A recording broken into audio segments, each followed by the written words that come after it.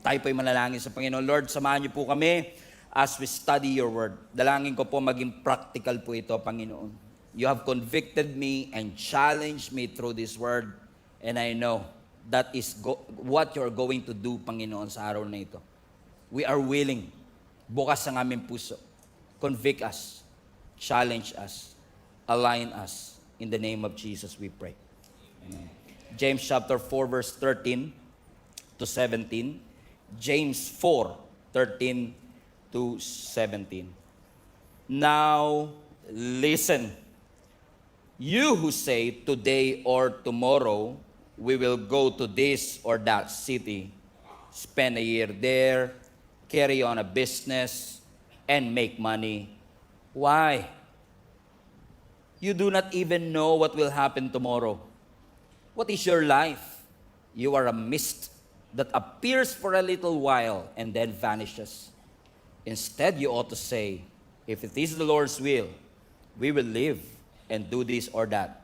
As it is, you boast in your arrogant schemes. All such boasting is evil. And if anyone then knows the good they ought to do and doesn't do it, it is a sin for them. Pwede niyo po ba akong tulungan na sabihin ang title ng message natin sa katabi natin? Lagay niyo na rin po sa comment section, Submit Your Dream. Submit Your Dream. That's the title of my message today. Submit Your Dream. And you know, one of the most popular struggles that many Christians are facing is not actually a lack of vision.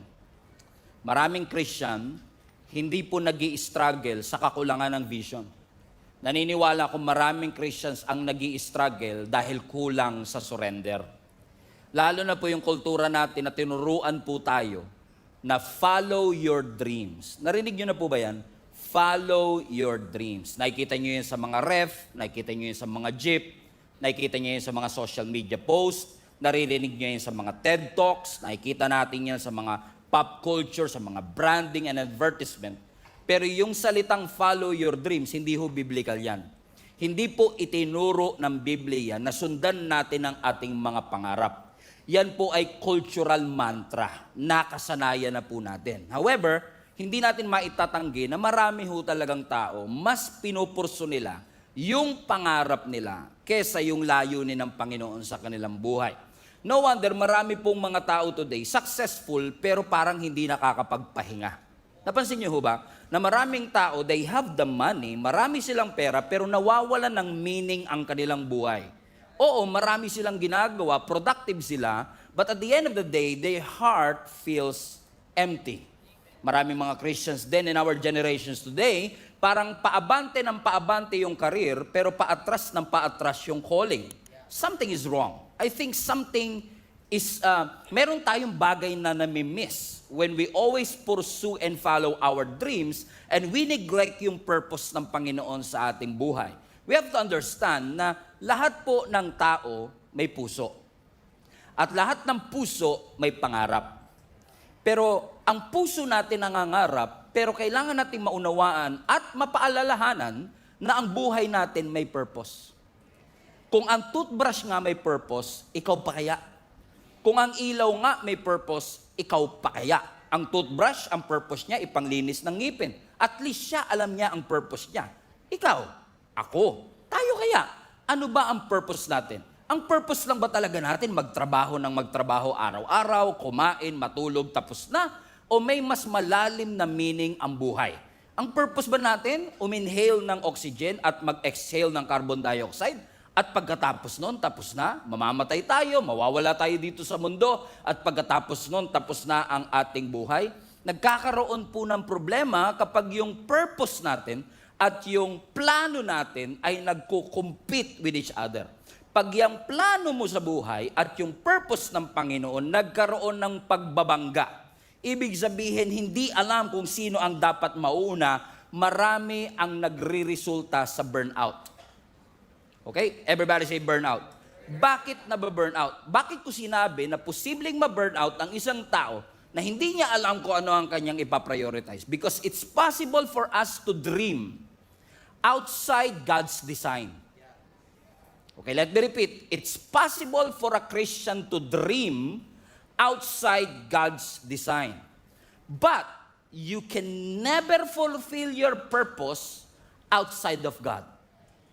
Okay? So pwede kang mangarap na labas sa disenyo ng Panginoon, pero hindi mo magagawa ang purpose ng Diyos kung tatanggalin mo siya sa iyong buhay. Bakit to? Ang pangarap nagbabago. Naalala ko, many years ago, na-share ko yan, nasa YouTube pa yata eh.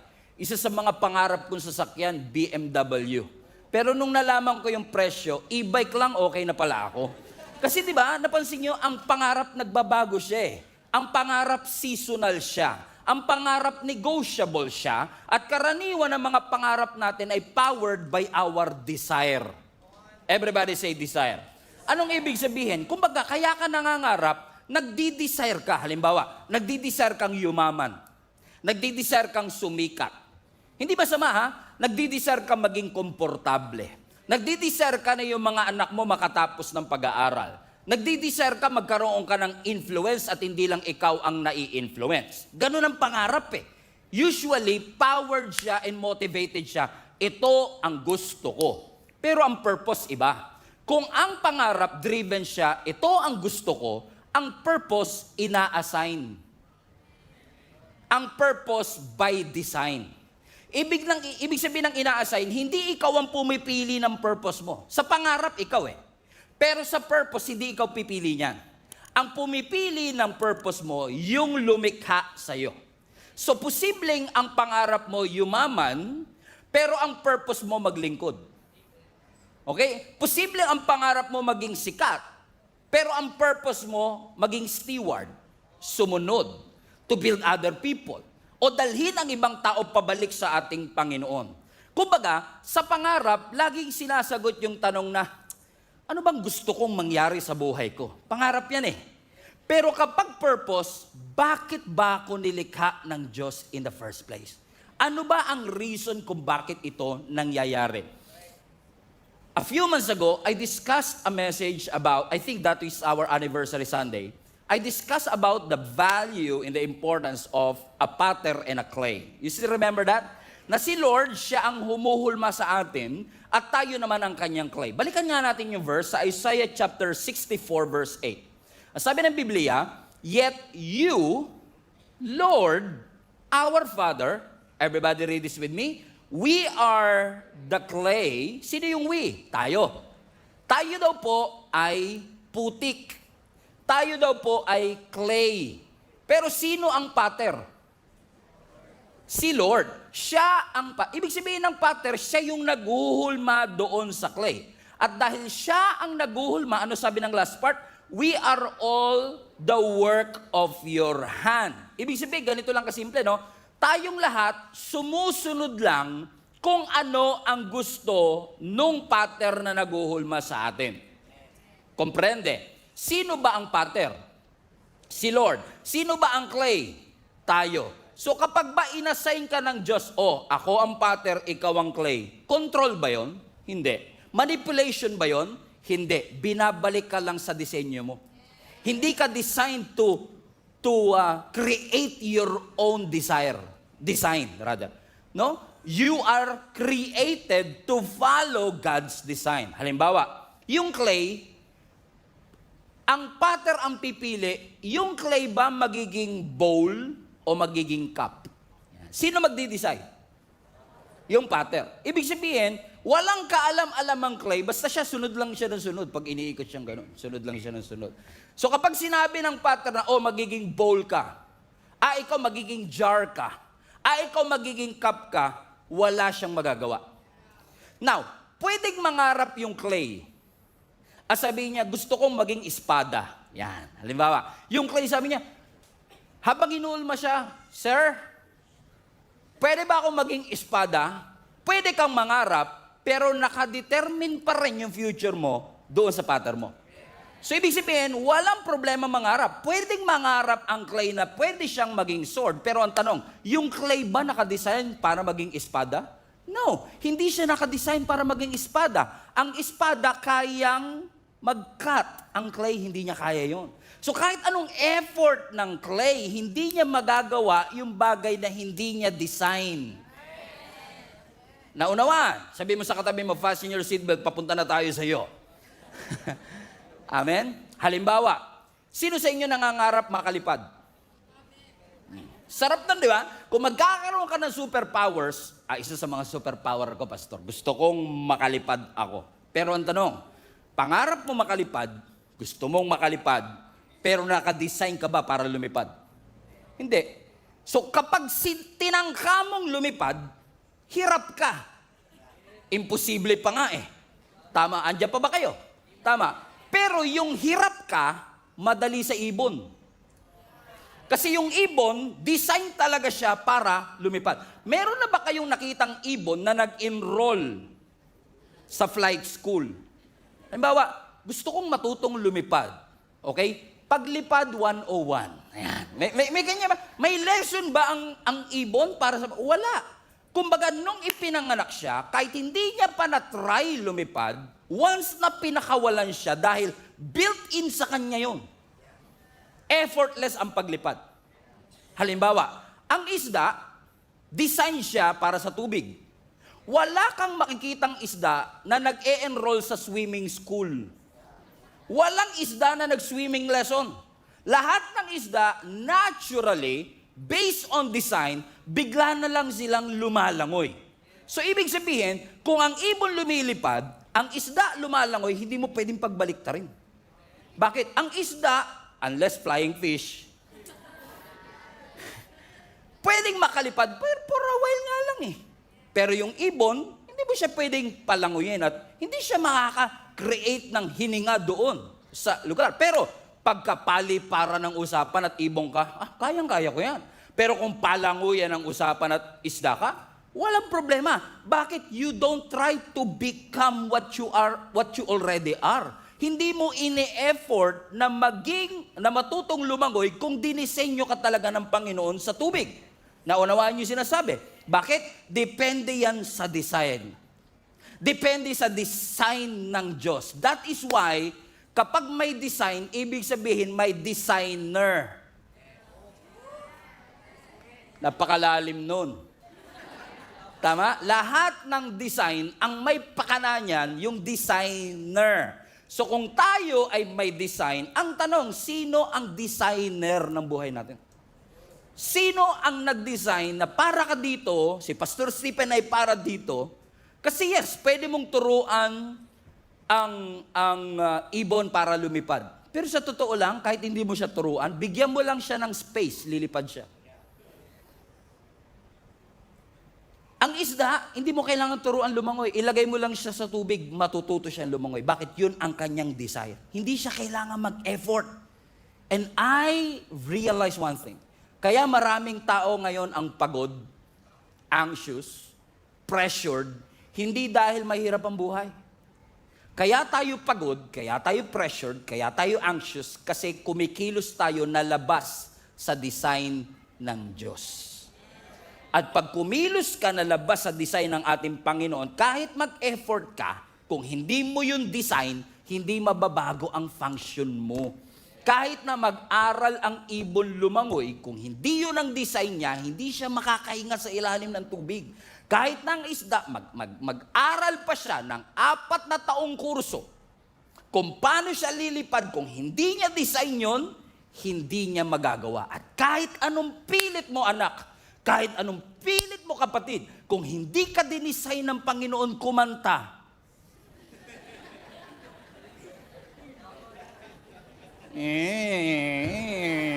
Pastor, gusto kong kumanta. O sige na, gusto mong kumanta, pero tanongin mo, gusto ba namin?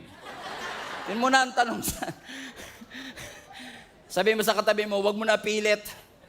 Sabi mo, parang hindi nyo sinabi Amen? Kasi, halimbawa, kung talagang hindi ka kumanta, pag nag-effort kang mag-aral, may improve ba performance mo? Yes, may improve ang performance mo, pero hindi mo marere-right ang design ng Panginoon sa iyo. Even though you try harder, you work harder, you train longer, you push deeper, you can never do what God has not designed for your life. Kaya kung maraming mga tao ngayon ang pagod, pressured, and anxious, not because life is hard, but because you are operating beyond God's design, posible kaya mga kapatid na maraming tao these days na pagod na pagod. May mga kalala ba kayong ganyan na pagod? And usually, pag may mga kilala tayong napapagod, ano ang usual temptation? I need to motivate this person. I need to challenge these people. Pero what if hindi talaga motivation ang kailangan niya? Kundi ang kailangan niya, alignment. Nawala siya sa design, kailangan mo siyang ibalik dun sa alignment. Ibalik siya. Saan ba talaga siya tinawag ng Panginoon? Kasi pag pinipilit mo, mapapagod ka talaga eh. Amen ba mga kapatid? For example, sino sa inyo nag-exercise? Exercise, ganito tayo. Exercise, di familiar no? Pastor naman kasi December, ngayon talaga natin pag-uusapan yung exercise. Di ba pag nag-exercise kami, treadmill na tinatawag, no? Sa treadmill, tumatakbo ka dyan. Kahit gaano kabilis ang takbo mo, after 1 hour, nandun ka pa rin. Kahit pagpawisan ka, nandun ka pa rin. Bakit? Sweat doesn't guarantee progress. Sweat doesn't give you direction. Hindi porket pinagpawisan ka dahil sa effort mo, mabibigyan ka niya ng direksyon. Hindi porket pinagpawisan ka dahil sa effort mo, ay aabante ka na. Bakit? Hindi siya designed for that. Amen? Katulad natin, kahit anong training natin, kahit anong effort natin, nagwo-work lang ang training, nagwo-work lang ang effort kapag siya ay under sa design. Pwede mong turuan ang isda na lumangoy ng mas malalim. Pwede mong turuan siguro ang ibon na lumipad ng mas mahaba, pero hindi mo matuturuan ang ibon na huminga sa ilalim ng tubig. Bakit? Hindi niya design. Kahit anong sikap, kahit anong effort, kung hindi yun ang design ng Lord, hindi natin magagawa. Kilala niyo si Moses? Si Moses, ang calling ng Panginoon sa kanya, he's going to be a deliverer, a leader. Everybody say leader. Si Moses, magiging leader siya ng nation of Israel, but Moses ran away from leadership. He tried to run away. Now question, yung effort niya bang tumakbo doon sa pagtawag ng Diyos, nabago ba yung pagtawag ng Diyos? Hindi. Kahit anong takbo mo, kung nakadisenyo ka para doon, hindi mo matatakbuhan. Kahit na natatakot ka mawawalan ako ng kaibigan, natatakot ka mawawalan ako ng negosyo, natatakot ka mawawalan ako ng trabaho, kung yon ang design mo. Yung nakatayo sa harap nyo, takot din ako mawalan before. Takot ako mawalan ng trabaho. Takot ako na hindi magkaroon ng magandang future. Pero kapag yun ang design ng Lord, hindi mo siya matatakbuhan. Si Jonah, for example. Binigyan si Jonah bilang propeta ng isang assignment para siya ang magbigay ng balita sa Nineveh. Anong ginawa ni Jonah? The runaway prophet. Come on now. Anong ginawa ni Jonah? Tumakas sa Panginoon. Question, nung tumakas ba siya, nabago assignment niya? Hindi! Kahit na tumakas ka, hindi magbabago assignment mo. Sabihin mo sa katabi mo, parang ikaw tapi ka. Amen? Kahit anong takas mo, kahit anong iwas mo, pag yun ang assignment mo, mapapagod ka lang, magbabayad ka lang, tatagal ka lang, pero hindi mo matatakasan ang pagtawag ng ating Panginoon.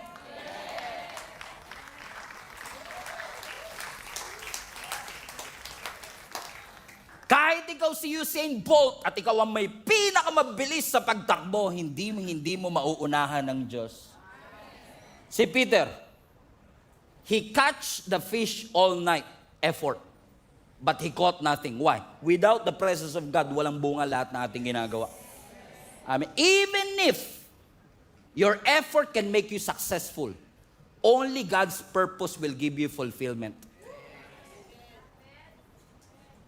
Samson. Si Samson, binigyan siya ng Panginoon ng mandato to be a deliverer. Siya ang gagamitin ng Lord to deliver the nation of Israel against the Philistine. Pero may ibang pangarap si Samson. May purpose siya. Anong purpose niya? Be a deliverer. Pero ano ang pangarap ni Samson? Gusto niya babae. Di si Samson, naghanap ng maraming babae. Kasi gusto niya pleasure. Pangarap niya maging lover boy. Samson the lover boy. May pagmamalaki naman kasi physically talagang malakas Ang mga babae, impress sa kanya, pero yun ba ang purpose kung bakit siya pinalakas ng Panginoon? para lumapit ang babae sa kanya? Hindi. Kaya siya pinalakas ng Panginoon para maging tagapagligtas. Hindi para ikulong ang iba sa kanyang pag-ibig at pagmamahal. Medyo corny yun, pero sige, tinawanan nyo naman. Pasok na rin. Amen? Bakit? Nangarap siya ng pleasure, nangarap siya ng admiration, nangarap siya na siya magkokontrol sa kanyang buhay. Binigyan ako ng Lord ng kakaibang lakas, pero gagamitin ko to sa iba. E ano nangyari? Alam natin ang sinabi ng storya, di ba? Judges chapter 13 hanggang 16. Ano sabi ng scripture? Nung ginupit ang buhok ni Samson, birth paid ba yan, sir? Birth paid pa yan. Birth paid pa rin to. Nung ginupit ang buhok ni Samson, ang sabi ng Bible, nawala sa kanya ang kanyang lakas. Pero ang question, nasa buhok ba talaga ang kanyang lakas? Hindi. Kasi kaya siya nawala ng lakas, hindi dahil umiksi ang kanyang buhok, kundi dahil iniwanan siya ng presensya ng ating Panginoon. Bakit? Kakahabol niya ng gusto niya, nawala sa kamay niya yung tunay na kailangan niya. Presence of God. What good is it that you gain the whole world but forfeited your own soul? What good is it na nakuha mo lahat ng magagandang bagay sa mundo? Nabili mo ang pinakamahal na kama, pero hindi ka pa rin makatulog. Ang dami-dami yung pagkain, wala kang gana. Why? Because food doesn't guarantee appetite. A good bed doesn't guarantee a good sleep. Vacation doesn't guarantee rest. Lalo pag ikaw magbabayad, hindi ka talaga mapapahinga. Kasi maya't maya, pambayad. Sabi mo sa katabi mo, vacation pa more. Amen? Because he chases what he wants, he loses something that is important to him. And that is his calling, his purpose. And that is the presence of God. Ba't pa kasi ang Panginoon, Pastor, nakikialam pa sa mga plano ko sa buhay? Ba't hindi na lang tayo hayaan ng Diyos na mag-succeed using our own terms? Ba't pa kailangan ng Diyos makialam sa mga plano ko sa buhay? First things first, sino nagbigay ng hininga sa'yo? Kasi minsan, nakakalungkot minsan huwag kayo magalan, hindi kayo ibang location, taga ibang bansa. Kasi mga nandito ngayon, mga sobrang lapit nyo kay Lord, candidate kayo sa kanang kamay ni Lord. Sobrang bait ng buhay ninyo, na hindi kayo nagkakamali. Na minsan si Lord, ginagawa nating alternative. Yung parang, Lord, ito na schedule ko sa 2026, singit ka na lang kung kailan mo gusto. Hindi sinabi ng Bible, i-add mo si Lord sa schedule mo. Ang sabi ng Bible, seek Him first. Okay? And all these things. You have to understand something, mga kapatid, and I say this with love and humility. Life is more than just work. Ang buhay hindi puro trabaho lang. Hindi puro tulog lang. Ano kapag ang buhay mo puro trabaho pero walang meaning? Mapapagod ka. Kailangan lahat ng ginagawa natin may rason. Lahat ng ginagawa natin may meaning. Kasi pag may meaning ang isang bagay, na-appreciate mo. Pag may meaning ang isang bagay, may malalim na dahilan. At pag may malalim na dahilan, kahit pagod ka, ipahinga mo, babangon ka. Pero pag exhausted ka na, pag empty ka na, yun ang pinakadelikado sa lahat. Pag empty ka na, mahirap na yun eh. Kasi wala ka ng drive, wala ka ng soul, wala ka ng motivation that you forfeited your own soul. And don't think for a moment na kapag may hilingi ka sa Diyos at hindi niya binigay, sasabihin mo kaya hindi binigay ni Lord yun, baka masyadong malaki yung dreams ko. No, God is not intimidated with your big dreams. Walang pangarap ang tao na mas malaki pa sa ating Panginoon. Kahit yung pinakamalaking pangarap mo, maliit yan sa harapan ng Panginoon.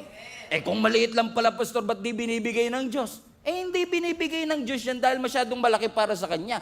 Hindi binibigay yan kasi masyado siyang maliit kung ikukumpara sa purpose mo. Sabihin mo sa katabi mo, don't settle for less. Anong ginagawa natin? Habol tayo ng habol sa mga pangarap natin. Napansin niyo ba yung pera kapag hinahabol niyo, lalong tumatakbo? Tuwan-tuwa ka, sabi mo, malapit na yung 13-month pay. Wala pang 13 hours. Ubus sa at least dumaan, Pastor. Kakahabol mo ng pangarap mo, mag-isa ka na lang, sino magsusustain sa'yo pag nagsosolo ka kakatupad ng pangarap mo? Akala mo ba madaling tuparin ang pangarap? Hindi madaling tuparin ang pangarap. Kaya nga po siya pangarap eh. Hindi siya madaling tuparin. So kung tutuparin mo siya mag-isa, pag kailangan mo ng tulong, sino tutulong sa'yo? Wala. Mag-isa ka. Sino magsusustain sa'yo ngayon? Mag-isa ka din. Pero pag ang pinurso mo purpose, God is committed. Committed ang Diyos to give you, He is committed to have a responsibility for your future. So, hindi ikaw magsusustain sa sarili mo. Ang Diyos mismo ang magsusustain sa iyo. Amen? I did not do this in previous service and I've done this illustration a lot of times, but I will do it anyway. Okay? Kasi ang mga pastor naman paulit-ulit. If you have a Bible, open to Psalm 23 verse 6. Ang sabi ng scripture doon, blessings and mercy shall follow you all the days of your life, and you shall dwell in the house of the Lord forever. Blessings and mercy. Sino sa inyo gusto nyo ng blessing? Amen. Ulitin ko, sino sa inyo gusto nyo ng blessing? Amen. Sino sa inyo gusto nyo ng mercy? So, dahil gusto mo ng blessing, hinabol mo. Gusto mo ng blessing, pinangarap mo. Pero yun ba ang design?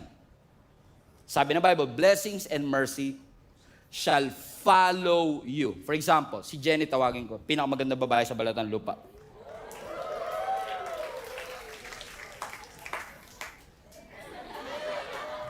Total, siya naman ang blessing ko. Yeah.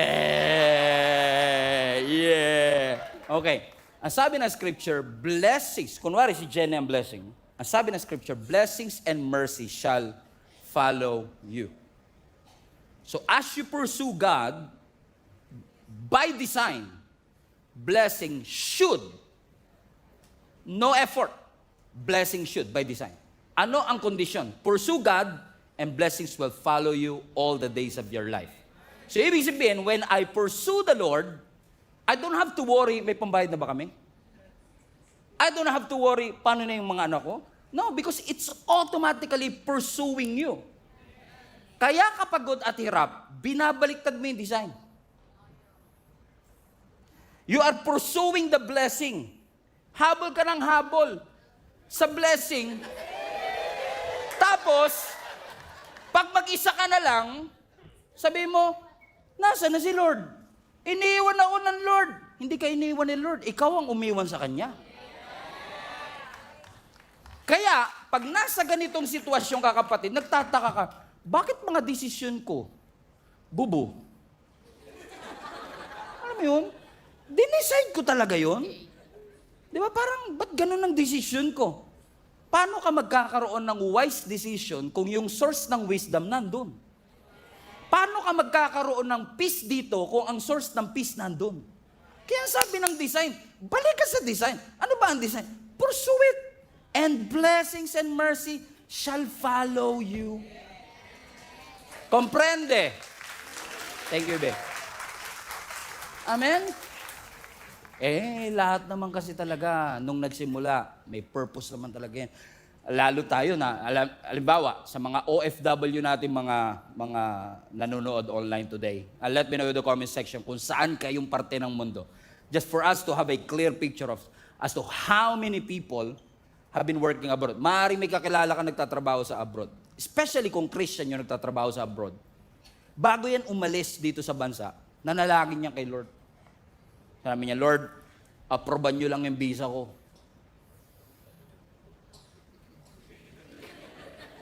Maglilingkod ako sa iyo hanggang wakas. Actually, Lord, para mapatunayan ko seryoso ko, yung kalahati ng sweldo ko. Yan, Lord, 50-50, Lord, kalahati ng sweldo ko, itutulong ko para sa construction ng Gia Kamanaba Worship Hall. Ha? Bakit? Kasi nga, di ba? Ibig sabihin, karamihan ng umalis, missionary. May mission. Tama? Pagdating. Napalitan yung mission ng paano ko aasenso. Yun. Hindi masamang umasenso. Hindi masama. Ako nga, ina-advocate ko. Ipanalangin, di ba? Almost every week, pinagpe-pray ko, umasenso business ninyo. Walang problema sa pag-asenso. Pero ang problema kasi, 2 years ka na ron, na up, 2 years ka na ron, okay, 2 years ka na ron, pero imbis na yung calling mo nag-upgrade, appliance mo nag-upgrade.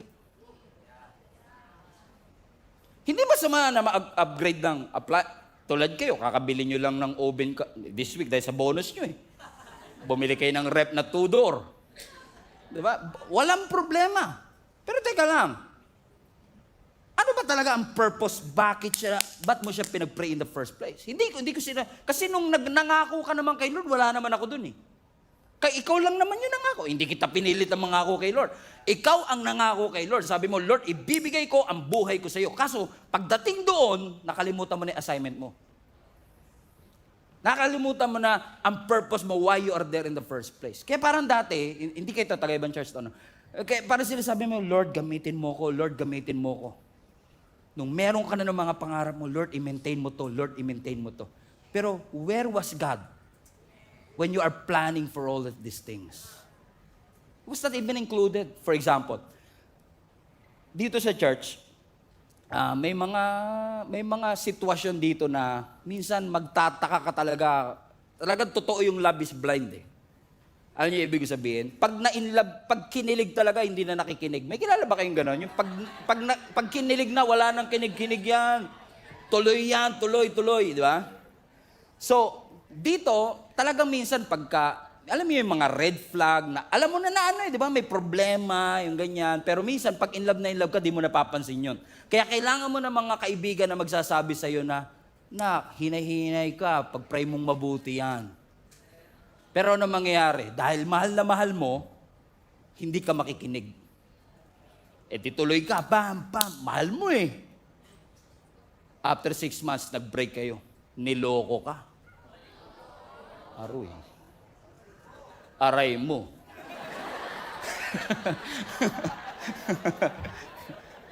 Bakit ko sinabing aray mo?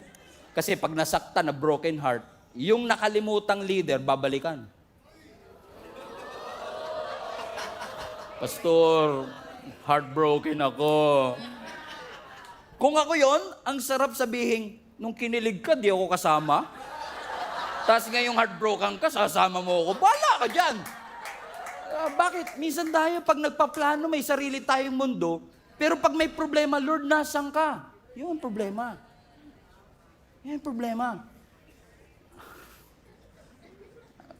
Tignan mo katabi mo, duguan na eh.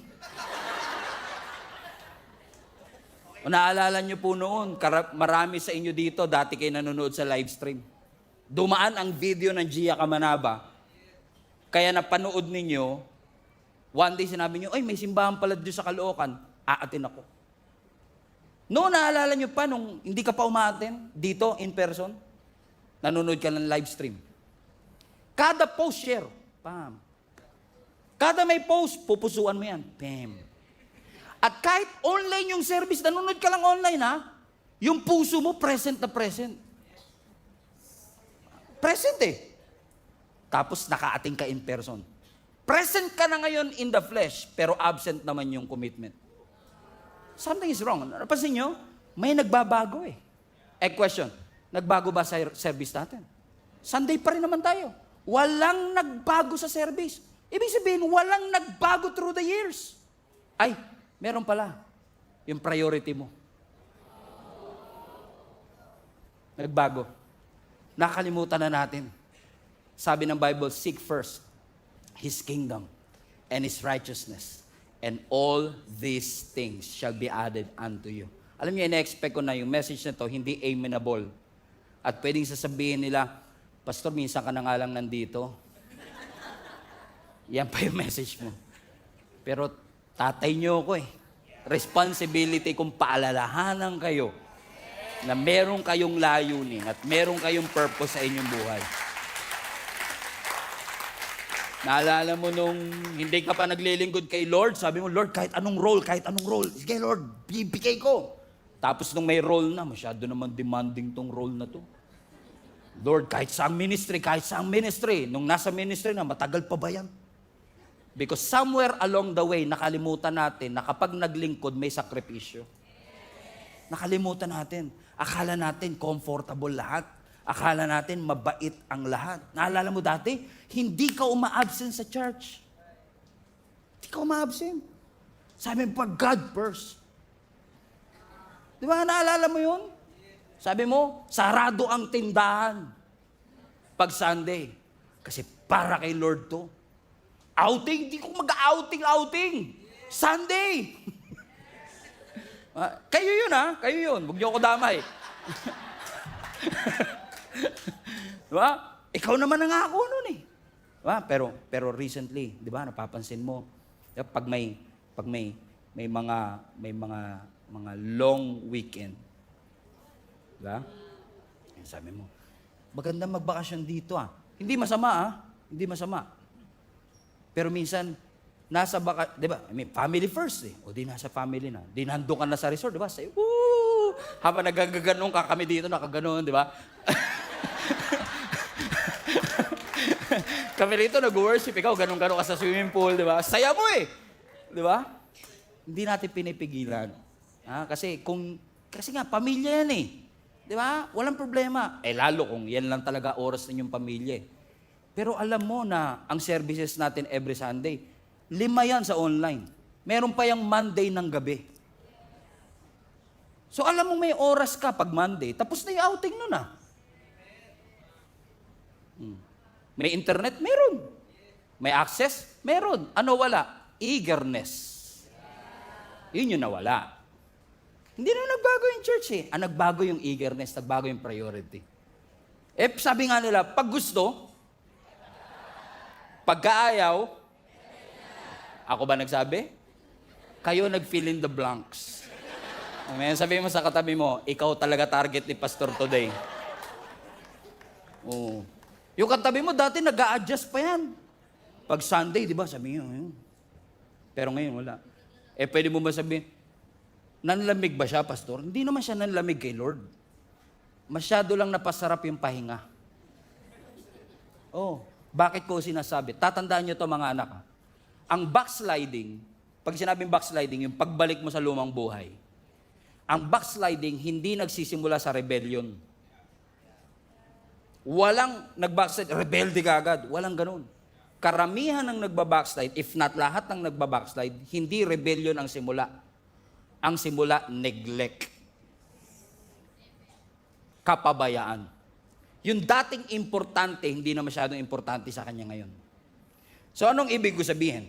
Hindi ka naman biglang tumalikod sa Lord. Hindi ka biglang nawala sa Panginoon. Unti-unti mo lang tinigil yung dating ginagawa mo para sa Kanya. Kaya ang sabi ni James, are you still with me? Sugatan Kaya ang sabi ni James sa James chapter 4, now listen, verse 13. Jiya kamanaba, makinig kayo. Lahat ng mga tao na nagsasabing, ngayon o bukas, pupunta kami sa Thailand. Pupunta kami sa Japan. We will spend a year there. We carry on with our business and to make money. Verse 14. Bakit? You don't even know what will happen tomorrow. What is life? What is your life? You are a mist. Hamog ka lang. Alam niyo ibig sabihin ng hamog? Fog? Pag hinalintulad yung buhay natin sa hamog, ibig sabihin, ngayon nandyan, mamaya wala na. Ibig sabihin, walang guarantee ng sustainability. Walang guarantee ng breath for tomorrow. Kaya sinasabi na, kayong lahat na nagsasabing, ngayon pupunta ako dito sa city nito, bukas pupunta ako dito, magtatayo ako ng negosyo, I will make money. Hold your horses. Hold your horses. Do you not know that your life is a mist? Hindi nyo ba na-realize na wala kang control sa oras mo, anak? Hindi mo hawak ang oras. Ang may hawak ng oras natin, ang Diyos. Hindi mo hawak ang karir mo kahit gaano ka kahusay. Hindi ikaw may hawak ng karir. Hindi ikaw ang may hawak ng iyong negosyo. Hindi ikaw ang may hawak ng bangko sa Pilipinas. No. Only God is the true source of everything. Amen? Let's go back to verse 13. Can I take a few minutes to digest these verses for you? Just one verse. I promise you it will be worth it. Wala naman kayong magagawa. Dito na tayo. Diba? So pasinin nyo to. Now listen, you who say today or tomorrow, we will, highlight this part, we will go. Everybody say we will go. So sasabi ni James, kayong lahat na nagsasabi ngayon, gagawin namin to, bukas, gagawin natin. Bukas, dito kami pupunta. We will go. Everybody say, we will go. What does it imply? We will go. It implies what? Movement. Gagalaw ako. Pupunta ako dito. Sabi niya, we will go. Pero ang sinabi ng scripture, we will go. Depends on kung ialaw ni Lord. Hindi, no? Sabi lang, we will go. So, ibig sabihin, yung kanyang direction ay self-initiated. Ako nag-initiate kung saan ako pupunta. So, ano naging basis ng decision? Preference. Ano naging basis ng decision? Opportunity. Ano naging basis ng kanyang decision? Ambition. Discernment. Pag tinignan mo, we will go, mukhang confident. Pero may submission ba? Come on, may submission ba kay Lord? No. Next, we will go to this or that city and spend, highlight this part, spend a year there. Ano ibig sabihin ng spend a year? Ba't hindi sinabing spend month or I will spend my day there? So the fact na sinabi niyang, I will spend a year there, ibig sabihin ginagaranti niya buhay pa ako after 1 year. And that is an illusion, my friends. Illusion siya na ikaw ang may hawak ng iyong oras. You don't hold your future. You don't hold your time. Time is not a right. Hindi natin karapatan bigyan ng Diyos ng oras. Mercy ng Diyos kung ba't buhay pa tayo. Grace ng Lord kung bakit pa tayo nandito. Regalo ng Diyos ang oras. At kung regalo siya, dapat siyang i-steward. Dapat siyang i-manage ng tama para sa kanyang kalwalatian. So kasi sinasabi, we will go and we will spend 1 year there. Let's continue. And we will carry on with our business. Ibig sabihin, ina-assume mo na kapag nag-effort ka sa negosyo, magsasucceed ka. So ibig sabihin, ang skills mo, nasaan ang tiwala? Sa sarili. Nasaan ang tiwala? Sa network. Nasaan ang tiwala? Sa experience. Productive, pero nag-pray? No guarantee. And last, sabi doon, and we will make money. Everybody say, make money. So, ibig sabihin, nag-business, ito naman ngayon ang resulta. Now we have the money. So, ibig sabihin, hindi lang siya confident na buhay pa siya after 1 year, posibleng may confidence din siya sa resulta that if I work hard, I will earn money. Hindi siya sinabing there's a possibility that I will earn money. Like money is it as if like money is a right? No, it is a mercy of God. So, what will happen kung makakakuha ka ng pera pero hindi mo ipinanalangin? What will it develop in your heart? Di ba pride? Di ba? It will develop pride in you kasi isipin mo, it is my skill. It is my network. It is my connection. Is God condemning money? No. Hindi kinokondemn ng Lord ang pera. Nire-rebuke ni James at ng Diyos yung entitlement sa ating puso na we think that it is because of our skills and connection that we have all of this. We don't. Only through His grace, meron tayo nito. So ano ba sinasabi ni James? Ibig sabihin, Pastor, hindi na ako magpaplano? No. Hindi against ang Lord sa planning. Against ang Lord sa pride. Against ang Lord sa entitlement. So kinokorek ng Lord, hindi yung plano. Ang kinokorek niya, anong tono ng plano mo? Asan ang Diyos sa plano mo? Asan ang Diyos sa iyong mga pangarap? Against ba ang Lord sa negosyo? No. Against ba ang Lord sa wealth? No. Against ba ang Lord sa pera? No. Si Jesus nga may treasurer. Ba't ka may treasurer kung walang treasure? So God is not against wealth. Amen? Ang Diyos hindi siya against. Against siya kapag yung success mo self-sufficient. Feeling mo, ikaw ang may pakana. So anong nangyari? Si Lord ngayon, consultant na lang. Hindi na siya ang tunay na may-ari. Kinokorek lang ni Lord. Yung business mo, hindi siya yan. Kay Lord yan. Huwag mo siyang gawing consultant. Siya dapat ang number 1 sa sinasangguni natin. Kaya kapag sinabi ng kultura sa atin, follow your dream. Everybody say, follow your dream. Is that right? No. Don't follow your dream. Submit your dreams to God. Huwag mong sundan ang pangarap mo. I-submit mo ang mga pangarap mo sa ating Panginoon. Kasi, yes, ang Diyos hindi siya against sa pangarap. Si Joseph nangarap, si Daniel nangarap, hindi against ang Diyos na ikaw ay mangarap. Pero ang sinasabi lang ng Lord, yung pangarap na meron ka, i-offer mo sa Panginoon. Yung pangarap na meron ka, i-submit mo sa Diyos. Question, sino sa inyo willing mag-submit ng inyong mga dreams sa ating Panginoon? Ulitin ko lang, sino sa inyo ang willing mag-submit ng kanyang mga pangarap sa ating Panginoon? Taas kamay, taas kamay, taas kamay. Okay, third time is the charm. I'm setting you up. Clue. I'm setting you up. Sino sa inyo willing na i-submit ang inyong mga pangarap sa ating Panginoon? Sure? So pag sinabit mo yan, papayagan mo ang Diyos na i-inspect yung pangarap mo. Papayagan mo ang Diyos na i-redefine ang pangarap mo. Okay pa rin sa'yo. Okay, ito matindi. Papayagan mo ba ang Diyos na i-resize ang pangarap mo? Okay. Amen pa rin. Ito, ewan ko na lang. Papayagan mo ba ang Diyos na i-replace ang pangarap mo? Kasi submission eh. Ibig sabihin, siya talaga ang masusunod. Kaya ang sabi ng Proverbs chapter 19, many are the plans in a person's heart, but it is the Lord's purpose that prevails. Many are the plans in a person's heart, but it is the Lord's purpose that will prevail. Maraming plano yung katabi mo para sa 2026. Nagpaplano na yan magpakasal, kahit wala pang jowa. Hibang.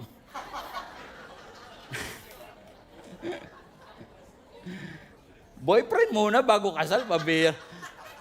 Joke lang. Nagpaplano tayo para sa 2026. Kaya sabi ng scripture, many are the plans in the person's heart, but it is the Lord's purpose that will prevail. Look at the screen. Look at the screen. Look at the verse. Look at the contrast. Plan, purpose. There is a plan, there is a purpose. Pero hindi lang yung plan and purpose ang contrast. Pati yung dami may contrast. Sabi ng Bible, many are the plans, but we only have one purpose.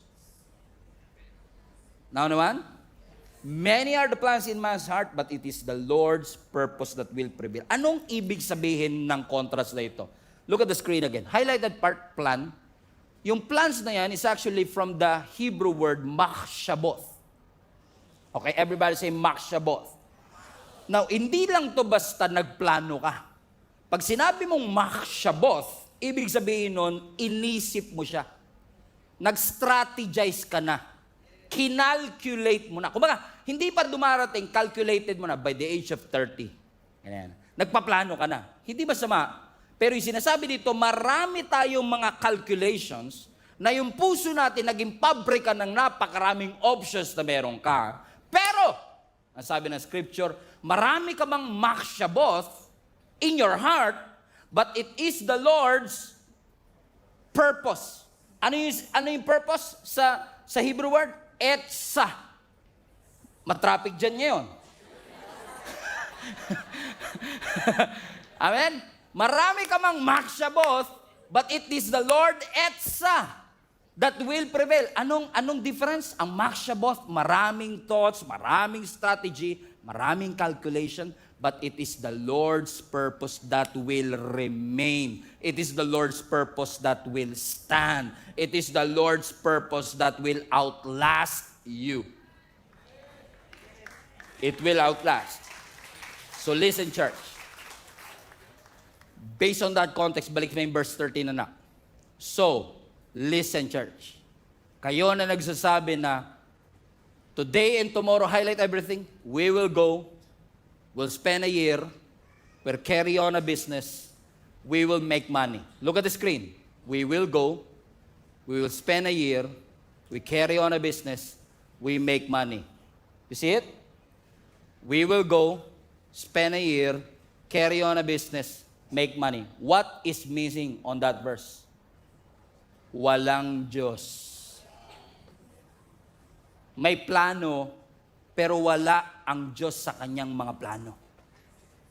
Kaya ang sinasabi ng writer na si James, pwede kang magplano na we will go here, we'll spend a year there, carry on a business, and make money. Verse 14, bakit? Hindi mo ba alam na, highlighted part, hindi mo ba alam? Alam niyo ibig sabihin ng Greek word yan? you know nothing. Hindi mo ba alam kung ano mangyayari kinabukasan? Ang buhay mo para lang hamog. It will appear for a little while and then it vanishes. So what is he saying? Hindi masama magplano, pero teka, nakalimutan mo ba na wala kang control sa bukas? Wala kang control sa iyong hinaharap. Hindi mo alam. You don't know. That's the dilemma. Hindi mo alam. Plano ka ng plano, pero hindi mo alam kung buhay ka pa bukas. Hindi mo alam kung ano ang mangyayari bukas. Bakit? Si Lord lang nakakaalam. Kasi iyan ang faith eh. Ang faith kasi, hindi ka bibigyan ng estimated time of arrival. Sabihin ng Lord, guarantee at the age of 35, may asawa ka na. Scam yun. Diba? Si Lord, ba tayo nagsabi siya? Sabi ni Lord 32 lang daw, magkakaasawa na ako. Diba, scam? Bakit? Nilalagyan mo ng estimated time of arrival, nilalagyan mo ng expiration date. Pero ang Diyos hindi nagbibigay ng ETA. Ang Diyos nagbibigay ng direksyon. By this season, ito gagawin mo. That's the difference. Can you show the picture, please? Anong difference ng compass tsaka ng Google Maps? Ang Google Maps, bibigyan ka ng estimated time of arrival. Ang Google Maps, nakaplanado na, dito ka kakaliwa. Nakadetermine na, darating ka 4:40. Ang compass, hindi niya mabibigay yon. Ang mabibigay lang ng compass, direksyon.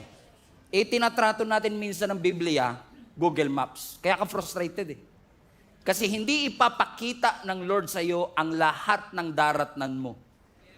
Pero ang ipapakita niya, yung susunod na direction. North, south, east, or west. Kaya pala sabi ng Bible, your word is a lamp unto my feet and a light unto our path. Bakit? Ang word of God, hindi po siya spotlight sa kinabukasan. Siya ay lampara para sa susunod mong hakbang. Ang ipapakita ng Lord sa iyo was the next step. But will you be able to trust God? Hindi sinasabi ng Lord, wag kang magplano for the next year. Nagpaplano ang church, nagpaplano ako, lahat tayo nagpaplano. But where is God in the middle of all of this? Is there at least a sign na sinasabi mong, Lord, ang gaganda ng mga plano namin, pero kung hindi mo to loloobin, di naman to mangyayari. Plano namin mag-open ng ganito sa next year, plano namin gawin to sa next year. Naalala nyo, plano natin ngayon dapat nasa pure gold na tayo? Ano nangyari? Plano o purpose? May blueprint pa yan May blueprint na nga, hindi pa nangyari. Bakit? Si Lord lang nakakaalam. Si Lord lang nakakaalam ng lahat ng bagay. So let's submit our desires to God. Bakit? So yung sinasabi ni James, balik mo yung verse 14 anak, you don't know. Your life is a mist that appears for a while and then it vanishes. Verse 15. So instead, everybody say instead. Balik mo yung 13 anak. Let's give him a context. So, makinig kayo, Gia Kamanaba. Kayo, sinasabi nyo, today, tomorrow, we will go to that city, spend a year, carry on a business, make money. Hey, why? Next verse. Why? You don't even know what will happen tomorrow. Your life is a mist that appears for a while. Huwag mong sabihin na kaya mo itong gawin. You can make money. You can spend there in 1 year. Verse 15. Instead of saying that, you ought to say, highlight this part, if it is the Lord's will. So instead of sabihin, next year, sure. Ang sinasabi ni James, instead of saying that, say, if the Lord is willing. Diyan natin nakuha yung God willing. Hindi tayo binibigyan ng James ng additional sa ating Christian vocabulary. Kasi nung sinasabi ni James yan, if it is the Lord's will, we will live. Bakit literal nilang sinasabing kung kalooban ng Lord na buhay pa kami because they were persecuted at that time. Literal silang hinahunting at gustong patayin. So parang sinasabi nila, hindi ko mapapangako kung makikita pa tayo next year. So if it is the Lord's will na buhay pa kami, magkikita tayo. So ano sinasabi? Hindi masama magplano. Pero, include mo si Lord. Lagi mong isang guni, ito ang kalooban ng Diyos sa aking buhay. Is it God's will for you to do it? Or is it your dream? Your will? Submit your dreams to God. Submit your dreams to God. And you will never go wrong with it. Amen? God willing, next year, sama-sama pa rin tayo yung sasamba sa Panginoon. Because we don't know what will happen. Ang alam lang natin, loobin ng Diyos, lahat tayo sama-samang sasamba at magpupuri. Loobin ng Diyos, makakapagtapos ng pag-aaral yung mga anak next year. Loobin ng Diyos, masisimulan yung negosyo next year. Loobin ng Diyos, may malaking project na darating sa iyo next year. Loobin ng Panginoon, magkakaroon ng financial breakthrough ang iyong pamilya. Loobin ng ating Panginoon, yung iyong mga pangarap na namatay, ibabalik ng Panginoon into life. Loobin ng ating Panginoon, makakapaglingkod ka sa ating Panginoon in a whole different level. Loobin ng ating Panginoon, magiging pastor yung katabi mo. Hallelujah. Loobin ng ating Panginoon. Amen. Loobin ng ating Panginoon, ang ating simbahan will continue to grow like never before. Loobin ng ating Panginoon, may pagkain pa rin tayo sa ating hapagkainan. Loobin ng ating Panginoon, walang magkakasakit sa atin sa linggong ito. Loobin ng ating Panginoon, may mga gagaling sa cancer. Loobin ng ating Panginoon, tinaningan ka na ng doktor, pero ang Diyos will heal and sustain you. God, if the Lord will it, it will happen. Submit your dreams to God. Because if you're willing, and God is willing, you're going to experience it like never before. Tayo tayong lahat. Sabi mo sa katabi mo, God willing, katabi pa rin kita next Sunday. If it is the Lord's will, it will happen. So now as we pray, we are not going to pray, Lord, this is my plan. Inilalatag ko lahat ng plano ko, aproban mo. Hindi ganyan ang prayer natin today. Ang prayer natin, Lord, ano kalooban mo? We are willing to surrender. We are willing to submit. If it is your will, it will be done. Panginoon, hindi po namin alam kung meron pa po kaming perang darating next year. Hindi pa po namin alam kung gagaling kami sa sakit, di namin alam kung may protection pa rin ang aming mga anak. Di nga namin alam kung makakapag-aral pa sila. Di namin alam kung meron pa kami mauhugot. Di namin alam, Lord God, kung mananatili ang relationship, marirestore ang relationship. But if it is your will, God, we are willing to submit to your will. Not our will, but yours be done. Lord, ang tayog-tayog ng aming mga pangarap, ang lawak-lawak ng gusto naming mangyari sa aming buhay. But at the end of the day, we are willing to submit our dreams to you. We're not giving up on our dreams. We're submitting our dreams into your hands. Bless it, O God. And allow us, Lord God, to experience breakthroughs and miracles like never before. You are good, God. Kapatid, I just want you to realize today that God is a good God. He wants great things in your life. Mas maganda pa sa pangarap mo.